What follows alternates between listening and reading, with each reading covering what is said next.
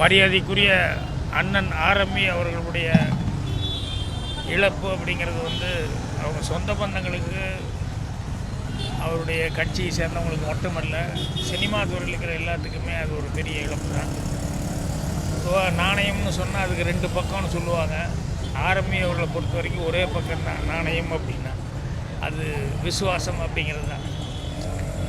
புரட்சித் தலைவர் எம்ஜிஆர் கிட்ட எத்தனை வருஷமாக அவர் இருந்திருக்காரு. எனக்கு தெரிஞ்சு அவங்க அதாவது அவருடைய குடும்பத்தினுடைய உறவுகளை விட அதிகமான அக்கறை எடுத்து அவர் கூட இருந்து அவருடைய ஒவ்வொரு வளர்ச்சியிலையும், சினிமாலையும் சரி, அரசியலையும் சரி, அதுக்கு அரண் மாதிரி இருந்து அவ்வளோ அவர் வளர்ச்சியில் அக்கறை எடுத்த ஒரு ஆர்எம்பி அண்ணன் அவர்கள்.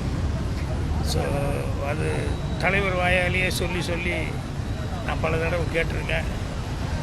ஸோ அதே மாதிரி சினிமாவில் நிறைய பேர்த்துக்கு நான் வந்த புதுசில் அவங்க என்னுடைய படங்கள் எல்லாம் நிறைய படங்கள் பார்த்துட்டு அவருடைய அபிப்பிராயங்கள், கருத்துக்கள் சொல்லுவார், வாழ்த்துக்கள் சொல்லியிருக்காரு.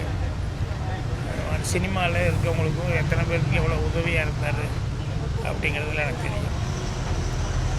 ஆர்எம்பி அவர்களை பற்றி, அதாவது அவர் சுற்றி இருந்தவங்க எல்லாருமே ரொம்ப சுபிட்சமாக இருக்காங்க, எல்லோரும் ரொம்ப சந்தோஷமாக இருக்காங்க. நல்ல பொருளாதார ரீதியில் ரொம்ப அந்த அளவுக்கு அவர் எல்லாத்துக்கும் உதவியாக இருந்தார். அவரே அந்த அளவுக்கு இருந்தாரா அப்படிங்கிறது சொல்ல முடியாது. ஏன்னா எனக்கு கடைசியில் சொல்லும்போது கூட அதை தான் சொல்லுவாங்க, அவரை சுற்றி இருந்தவங்கலாம் ரொம்ப நல்லா இருந்தாங்க. ஸோ எல்லாரையும் வாழ வச்சார், எல்லாத்தையும் கடைசி வரைக்கும் நம்பினவங்க எல்லாத்துக்குமே கை கொடுத்துருந்தார். குறிப்பாக புரட்சித் தலைவர்கிட்ட அவர் மனசில் அவர் அண்ணா அகலா இதய கணின்னு எனக்கு தெரிஞ்சு அவர் இதயத்தில் இருந்த ஒரு கனி அப்படின்னு சொல்லுது ஆர்எம்பி அவர்களை தான் நான் சொல்ல. அந்த அளவுக்கு அவர் அவ்வளோ அக்கறையாட்டார்.